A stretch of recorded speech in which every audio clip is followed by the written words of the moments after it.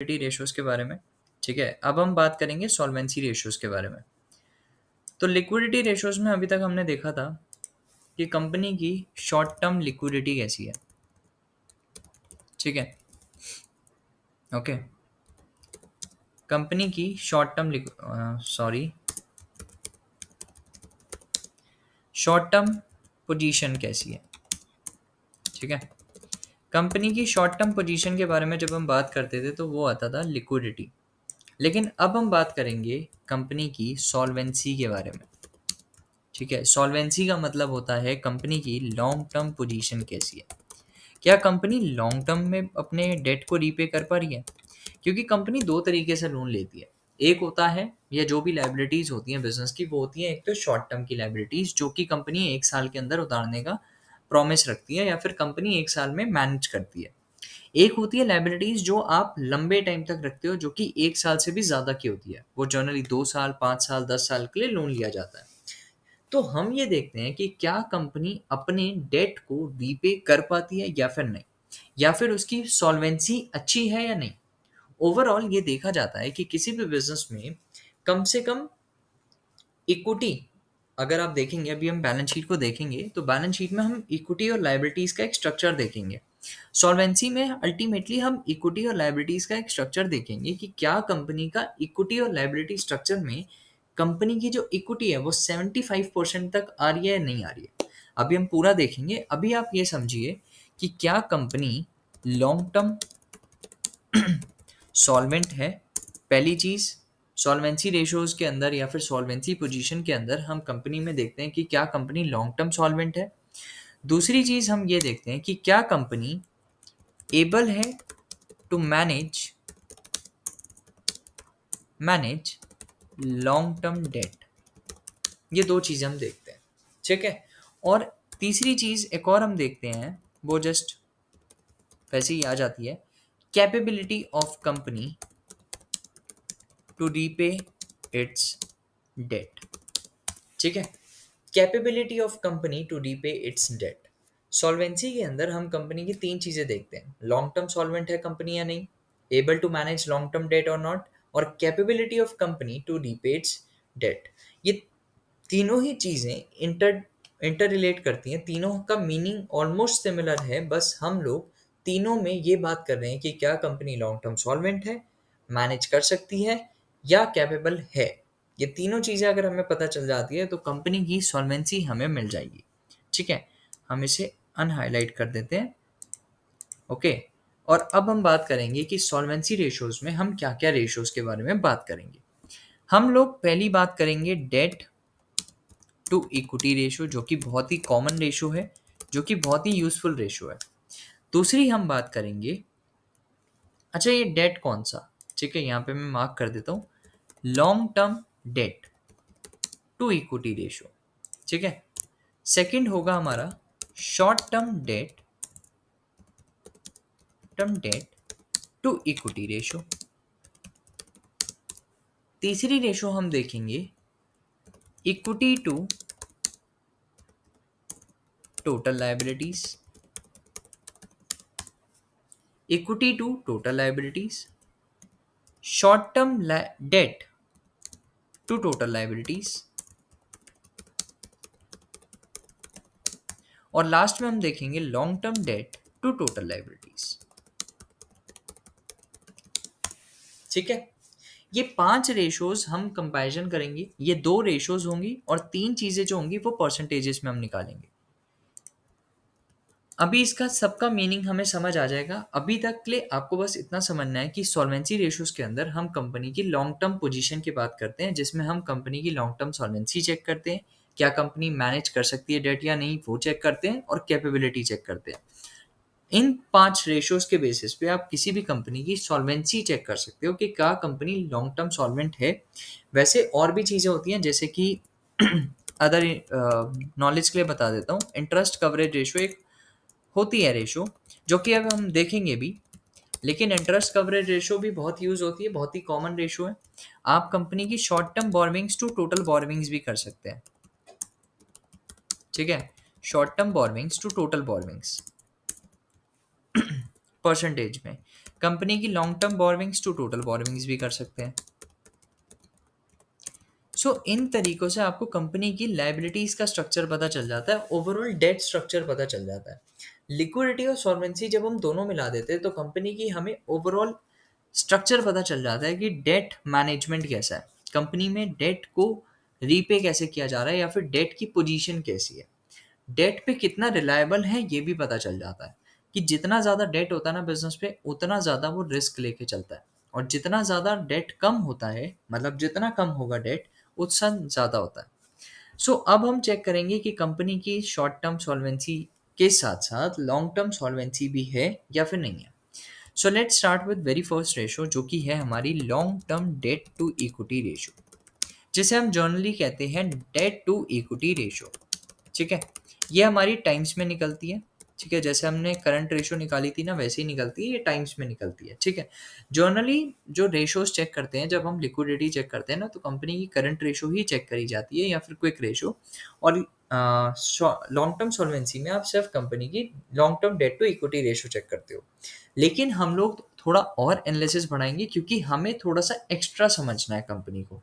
Company की सिर्फ position से ही पता नहीं चलेगा, कंपनी के हर एक एस्पेक्ट से जब आप एनालिसिस करोगे तब जाके आपके फाइनेंशियल एनालिसिस में बहुत सपोर्ट मिलता है। ठीक है, तो अभी हम स्टार्ट करें long term debt to equity ratio, जिसमें हम बात करेंगे कि कंपनी का फॉर्मूला। पहले फॉर्मूला समझ लेते हैं इसका। तो फॉर्मूला होता है जो भी नॉन करंट लायबिलिटीज आपके पास हैं, ठीक है, नॉन करंट लायबिलिटीज, ठीक है, wait a minute, non current liabilities. तो यहाँ पे नॉन करंट लायबिलिटीज का जितनी जो भी आपको बैलेंस शीट में नॉन करंट लायबिलिटीज वाला पार्ट मिलता है ना, उसको आपको टोटल इक्विटी के साथ डिवाइड करना है। ठीक है, इससे आपको पता क्या चलता है, कंपनी की solvency with in more than 1 year. ठीक है, आपको यहाँ पे पता चलता है कि कंपनी की सॉल्वेंसी मोर देन 1 ईयर कैसी है, और कंपनी ओवरऑल पोजीशन कैसी मेंटेन करके बैठी है। ठीक है, तो long term debt to equity ratio में हम ये चेक करते हैं कि कंपनी की जो नॉन करंट लायबिलिटीज हैं वो टोटल इक्विटी के मुकाबले कितनी टाइम्स में है।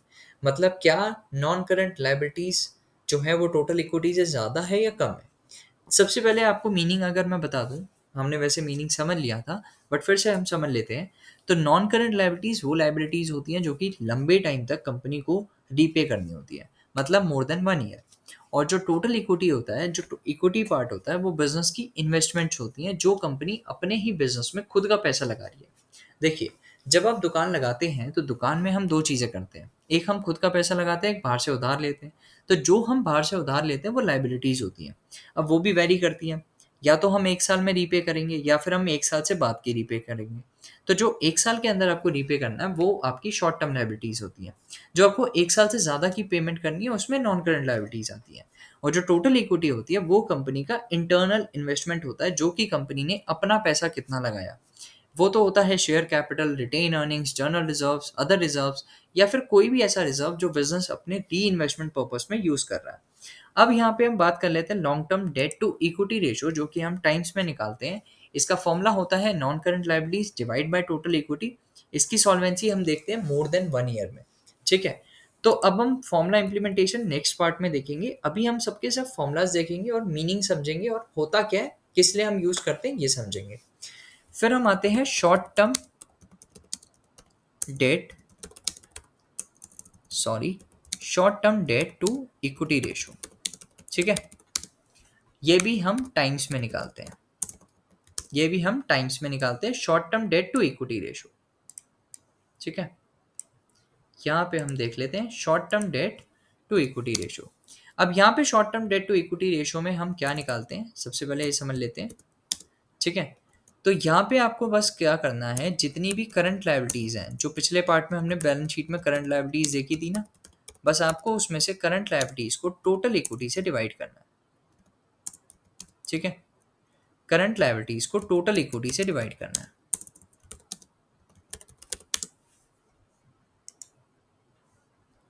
ठीक है, जैसे ही आप करंट लायबिलिटी से टोटल इक्विटी को डिवाइड कर दोगे, आपको मिल जाएगी short term debt to equity ratio. वैसे तो नॉन करंट लायबिलिटीज को टोटल इक्विटी से डिवाइड किया जाता है जनरली, जो कि कंपनी की लॉन्ग टर्म सॉल्वेंसी बताता है, लेकिन हम शॉर्ट टर्म सॉल्वेंसी भी देख लेते हैं। टोटल इक्विटी के कंपैरिजन में कंपनी की करंट लायबिलिटीज कैसी है। ठीक है, अगर करंट लायबिलिटीज टोटल इक्विटी से ज़्यादा होती है तो थोड़ा risk concern short term solvency पे आ जाता है। वैसे तो हमने शॉर्ट टर्म सॉल्वेंसी के बारे में बात कर ली, लेकिन हम थोड़ा और बात करेंगे। यहाँ पे हमें पता चलता है solvency of company with in 1 year. वैसे तो हमने कंपनी की लिक्विडिटी परफॉर्मेंस में देख लिया, in terms of current liabilities हमने लिक्विडिटी पोजीशन में देख लिया, लेकिन हम फिर भी एक बार कंपैरिजन करके देख लेते हैं कि कैसा पोजीशन है टोटल इक्विटी के साथ। ठीक है, सो अब हम बात कर लेते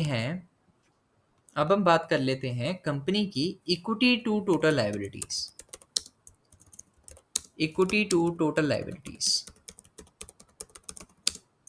ठीक है, ये आपका रिजल्ट जो आएगा वो परसेंटेजेस में आएगा। मतलब हम 100 से मल्टीप्लाई कर देंगे जो भी हमारा फॉर्मूला लगेगा, और आपको मिल जाएगी कंपनी की equity to total current liabilities, total liabilities, sorry current liabilities नहीं, टोटल लायबिलिटीज। अभी मैं आपको सारी चीज़ें बैलेंस शीट में दिखा दूंगा। यहाँ पे आपको बस करना क्या है कि टोटल इक्विटी को, जो हमने टोटल इक्विटी यहाँ ली थी, उसको आपको टोटल लायबिलिटीज के साथ डिवाइड करना है। ठीक है, इससे आपको पता क्या चलेगा कि कंपनी का इक्विटी मैनेजमेंट कैसा है इन टोटल लायबिलिटीज। मतलब कैसे कंपनी ने अपना टोटल लायबिलिटीज को मैनेज किया और उसमें अपनी टोटल इक्विटी को कैसे मैनेज किया।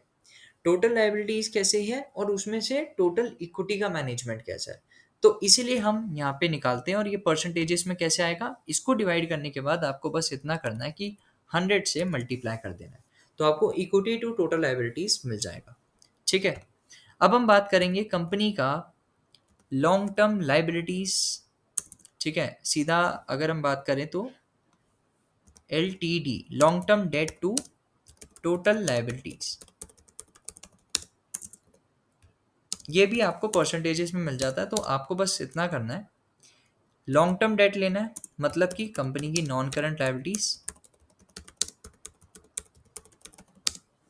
ठीक है, नॉन करंट लायबिलिटीज, और आपको उसको डिवाइड कर देना है टोटल लायबिलिटीज के साथ। ठीक है, इनटू इनटू 100।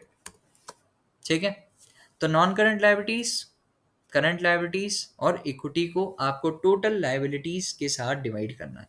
ठीक है, और इसका कैसे पता चलता है, इसमें कैसे पता चलता है कि कंपनी का लॉन्ग टर्म डेट मैनेजमेंट कैसा, लॉन्ग टर्म डेट मैनेजमेंट कैसा। ठीक है, तो आपको ये दो चीजें मिलती हैं यहाँ पे, एक तो फॉर्मूला मिल गया, दूसरा आपको लॉन्ग टर्म डेट मैनेजमेंट पता चल जाता है कंपनी का इन टोटल लायबिलिटीज। ओके जी, ठीक है, एक और फॉर्मूला आ जाता है STD टू टोटल लायबिलिटीज, ये भी आपका परसेंटेजेस में निकलेगा। ठीक है, ये भी आपका परसेंटेजेस में निकलेगा, और आपको इसमें मिलता क्या है, शॉर्ट टर्म डेट, मतलब करंट लायबिलिटीज